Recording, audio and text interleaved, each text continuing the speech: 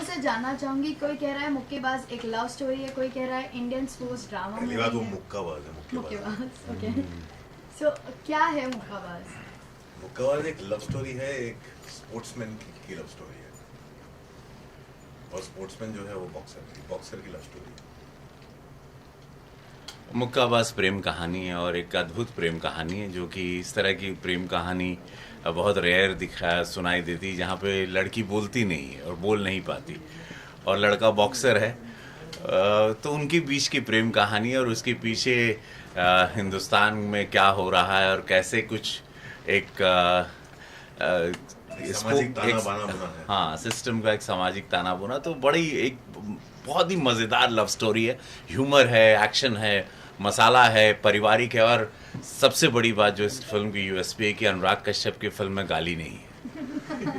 आपके किरदार के बारे में जानना चाहेंगे सर? मेरा किरदार इसमें, थैंक्स टू हिम, मेरा किरदार है, इसका नाम संजय कुमार है। ये बॉक्सर बनना चाहता था, बॉक्सर था, लेकिन हालात ने, सिचुएशन ने उसको बनने नहीं दिया। तो अपनी सारी पीड़ा और उतनी ज़िंदगी की जितनी ट्रेनिंग है वो एक लड़के में, श्रवण में देखता है, जो विनीत सिंह है। और वो अपनी सारी चीज़ों को झोंक के, वो कि मैं जो नहीं बन पाया, मैं मुक्काबाज रहा, तुझे मुक्काबाज बनना है या मुक्केबाज बनना है।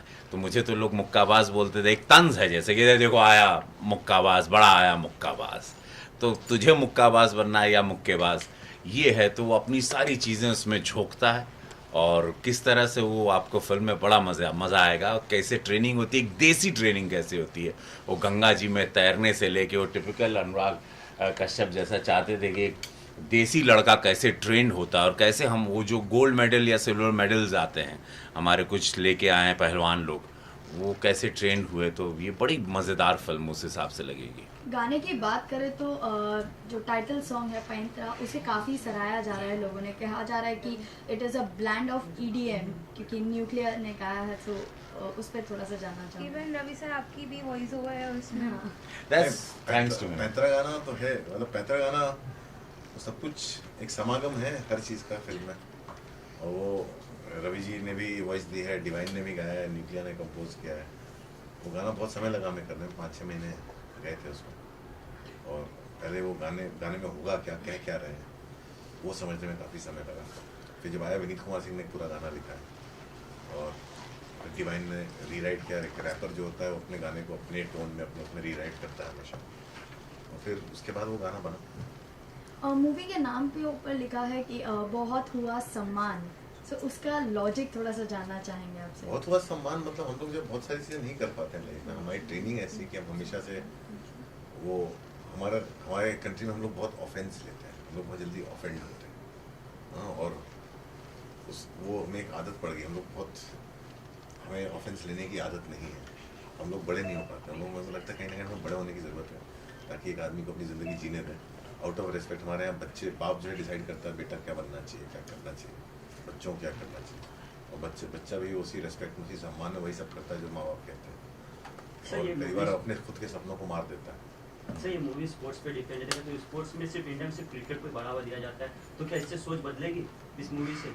और ये तो आपके ऊपर डिपेंड करता है, आप जो है बाकी स्पोर्ट्स को कितना बढ़ावा देते हैं। इवन जिमी सर ने भी कहा था कि ये मतलब आजकल स्पोर्ट्स पे मूवी बन रही है, ताकि मतलब जो भी मूवीज़ बच्चे लोग देखते हैं काफ़ी उससे प्रोत्साहित होते हैं कि मुझे सिर्फ एक्टर नहीं, लाइक अगर कोई एक्टर किसी स्पोर्ट्स प्लेयर का रोल प्ले कर रहा है तो वो अपना career as a sport player भी देखता है। तो anything you want to comment on that? नहीं, I think sports is a very important aspect of our life. हमारे यहाँ क्या होता है, स्पोर्ट्स का सदियों से इस्तेमाल हुआ है लोगों के अपलिफ्टमेंट के लिए। स्पोर्ट्स जो है लोगों को अपने, उनकी उनका जो इकोसिस्टम है बदलने के लिए, कई बार बॉक्सिंग, खासतौर पे बॉक्सिंग, पहलवानी, फुटबॉल, ये सब स्पोर्ट्स यूज़ हुए हैं लोगों को अपनी मौजूदा हालत से उबरने के लिए। आप बहुत सारे बॉक्सर्स के पास जानेंगे वेस्ट में, तो पहले वो, अगर उनको बॉक्सिंग नहीं होती उनकी ज़िंदगी में, तो शायद वो क्रिमिनल बन सकते थे। तो कई बार लोगों के रास्ते पे भटके ना, अपने गुस्से को चैनलाइज करने के लिए स्पोर्ट्स का इस्तेमाल होता रहा है। और स्पोर्ट्स काफ़ी समय से काफ़ी इग्नोर्ड रहा है। क्रिकेट इतना हावी है कि हमें बाकी सारे स्पोर्ट्स इग्नोर रहे हैं। तो साइना नेहवाल और सिंधु की वजह से लोग बैडमिंटन पर ध्यान देने लग गए हैं, और इस तरह से जब कोई मेडल जीतता है, लेकिन जितने लोग जब मेडल जीतते हैं तो उनकी जो काफ़ी जर्नी होती है वो खुद ही होती है, खुद के पैशन से या किसी कोच के या किसी माँ बाप के पैशन से।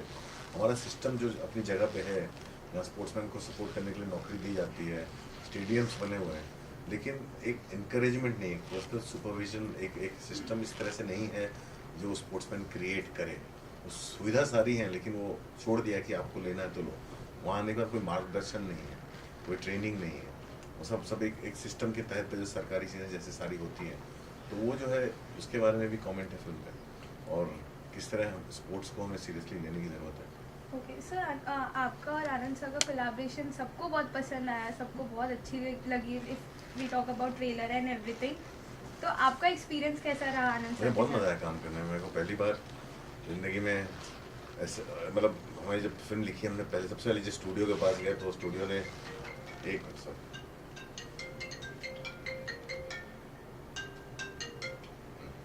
पहली बार जब हम फिल्म लेके गए एक स्टूडियो के पास, तो स्टूडियो का पहले ये था, अरे स्क्रिप्ट तो बड़ी अच्छी है, इसमें कोई बड़ा स्टार ले सकते हैं क्या, उस तरह की चीज़। तो हम लोग वहाँ से हट गए।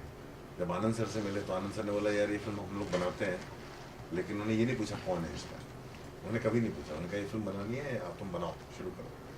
और जब मैंने खुद जाके बोला कि आप एक्टर लोगों से बिल्कुल लीजिए, तो मैंने हाँ घर बुला लो खाने पे, और मैंने एक्टर्स को लेके गया, उनका पहला रिएक्शन ये था, अरे इसको तो मैं जानता हूँ, ये बड़ा अच्छा एक्टर है। तो उन्होंने ये नहीं पूछा कि इसका ये मार्केट में इसकी क्या वैल्यू है, या कितना बड़ा स्टार है, या क्या रिकवरी है। ये वो जो स्टूडियोज वो फाइल लेके बैठ जाते हैं, किस एक्टर की इतनी रिकवरी है, इसके पिछली फिल्म में इतना बिजनेस हुआ था, ये रोल किया था, उस तरह का कोई सवाल ही नहीं आया। इतना मज़ा है काम करने में मुझे, जो कि किसी स्टूडियो के साथ उस तरह के फ्रीडम, उस तरह का ट्रस्ट बहुत कम मिलता है। रवि सर, गोरखपुर महोत्सव के बारे में जानना चाहेंगे। गोरखपुर महोत्सव में मैं जा रहा हूँ, मैं उस दिन परफॉर्म कर रहा हूँ। उस दिन पैतरा का ये डायलॉग भी वहाँ बोलूँगा, और बहुत बड़ा फेस्टिवल है ये, और पूरा उत्तर प्रदेश इंतज़ार कर रहा है, और सब लोग चाह रहे हैं कि हम वहाँ पहुँचें। तो पहली बार मैं गोरखपुर की धरती पे पैतरा की जो मेरी आवाज़ है वो पेश करूँगा। और बड़ी नहीं, but never been to the festival, या so that festival is very huge. मैं तो दुनिया में आया था तो गोरखपुर में। So no, this festival is happening where I'm going to perform पैतरा। तो यस, गोरखपुर आ रहा हूँ, और आनंद आप लोग इंतज़ार करिएगा, बड़ा आनंद आएगा आप लोग। 12 जन को मूवी रिलीज हो रही है, तो क्या एक्साइटमेंट और किस तरह का प्रेशर आ रहा है? कुछ नहीं, एक्साइटमेंट है, देखना चाहते हैं क्या होता है। अनुराग सर, आप आनंद सर के साथ एक और मूवी कर रहे हैं, मनमर्जियाँ, हाँ, तो उसका क्या सीन है, कब अगले महीने शुरू होगी शूटिंग। अभी सब काम चल रहा है, अभी मुक्कावा से निपट लें एक बार, तो 13 तारीख से मनमर्जिया में घुस जाएंगे हम लोग। ओके, देयर इज अ बस कि अभिषेक बच्चन भी उस मूवी में हैं। हम सारे बस तो बहुत सारे हैं, बस तो 5000 एक्टर्स के नाम आ चुके हैं। मतलब हम लोग ऑफिशियल अनाउंसमेंट करेंगे 13 तारीख को। आपके जहन में कोई ऐसा जो लगे? मेरे जहन में बहुत चीज़ें होती हैं, हमारे जहन में जो भी होता है वो होता नहीं है। मेरे जहन में तो ये भी था कि बॉम्बे वाले थिएटर से रवि सर, बिग बॉस के बारे में जानना चाहेंगे। बिग बॉस में देख रहा हूँ, बहुत मज़ेदार। मेरे बिग बॉस से मैंने बहुत कुछ पाया फर्स्ट सीज़न में, और मुझे शिल्पा शिंदे बहुत अच्छी लग रही हैं, और वो मुझे विनर दिखाई दे रही हैं, और बहुत कमाल की उनका एक ग्रुप बाहर आया। पहले मुझे लगता था कि बहुत ही नेगेटिव इंसान है, जब उनका टीवी कंट्रोवर्सी रहा, उसके बाद वो 15-20 दिन वो सारा जहर जो उनका उस घर में निकल गया, उसके बाद एक सुंदर सा सोल जो एक्चुअली छिपा रहता है बिग बॉस के घर में, जो बाहर आता है, वो घर वैसे करता है, और वो सोल बहुत सुंदर एक बाहर आया। और शिल्पा शिंदे को पूरा देश आज बहुत पसंद कर रहा है, और मैं भी एक बहुत सुंदर इंसान के रूप में आई हैं। आई विश, आई होप कि वो विनर है। और फेक फेस कौन दिख रहा है इसमें? फेक फेस नहीं, वहाँ हालात ऐसे होते हैं, वह गेम है ऑन, तो सब लोगों का किसकी एनर्जी जैसे शरीर में रहती है वो एनर्जीज बाहर आती हैं। वो मैं आप लोगों को एक्सप्लेन नहीं कर सकता। डिटॉक्स होता है। हाँ, मैं क्या है, जहर बाहर आता है, फिर अंदर की खूबियां उभरने लगती हैं। ट्रू, बिकॉज वो शब्दों से बयान नहीं कर सकता। उसके लिए आपको, मैं 3 महीने चूंकि घर में था वहाँ, तो मुझे पता है कि वो घर क्या, मेरे साथ भी एग्जैक्टली ऐसे हुआ था। मैं तो छतें तोड़ने लगा था, माइक में चबा जाता था जो टंगाए रखते थे, और मैं बिग बॉस को गाली देता था। सो मैं बहुत ही अब्यूजिव था अंदर। मैं फाइनलिस्ट था, फिर वो वोट पैटर्न ऐसा उल्टा हो गया था, तो पूरे जितने फैंस लोग थे वहाँ पे, जिसको ज्यादा वोट गिरेगा वो पहले आउट हो जाएगा फाइनल में, ऐसा उन लोगों ने कर दिया। तो सबसे ज्यादा वोट मुझे बिहार होके भैया के चुनाव जिताए के बाद उनको लगा कि भैया को आज ही रात को जिताना। अरे मैं बोला मत दो वोट, मत दो। सब होलसेल में हमको करोड़ों वोट आ गए, और उसी में पहले शॉट में बाहर आ गए। अनुराग सर क्या आप पसंद करेंगे जाना बिग बॉस? नहीं भाई। अच्छा, अनुराग सर, इस फिल्म में कोई भी गाली गलौज नहीं है, तो क्या सेंसर बोर्ड का किसी तरीके का ऐसा लगा कि प्रेशर आ सकता है या कोई ऐसी कंट्रोवर्सी हो गाली सकती है गलौज इस वजह से? ही तब नहीं आया तो गाली गलौज होने पे क्या आया। नहीं, क्योंकि आजकल सेंसर बोर्ड काफ़ी ही काफ़ी स्ट्रिक्ट हो गई है। सेंसर बोर्ड स्ट्रिक्ट नहीं हो गया, मीडिया आप लोग बहुत ज्यादा उछालने लग गए, आप लोग प्रॉब्लम ज्यादा क्रिएट करते हैं, सेंसर बोर्ड नहीं करता। ओके, अनुराग सर, आप अमिताभ बच्चन सर के साथ भी कोई मूवी करने वाले हैं? हमने ये ऐसा खबर सुना। आपको जहाँ से लगी वहीं से डिटेल पूछिए। अनुराग सर कभी हम आपको कोई फिल्म में देख पाएंगे? अभी इनकी तमिल फिल्म आ रही है, बहुत अच्छी है और बहुत कमाल का लुक है इसमें। आप वो फिल्म देखिए जिसमें मैं कैमरे के पीछे हूँ। सर छुरी तो अच्छी गई। क्योंकि आपने जो शॉर्ट फिल्म की थी उसमें काफी अच्छा एक्टिंग किया था आपने, तो क्या हम देख सकते हैं आपको कोई फिल्मों में? अरे समय ही नहीं है यार एक्टिंग करने का, अभी तो शूटिंग चल रही है, शूटिंग खत्म हो जाने दो, फिर उसका दूसरी पिक्चर शुरू भी देखेंगे जब होगा तब। अभी कुछ इरादा नहीं।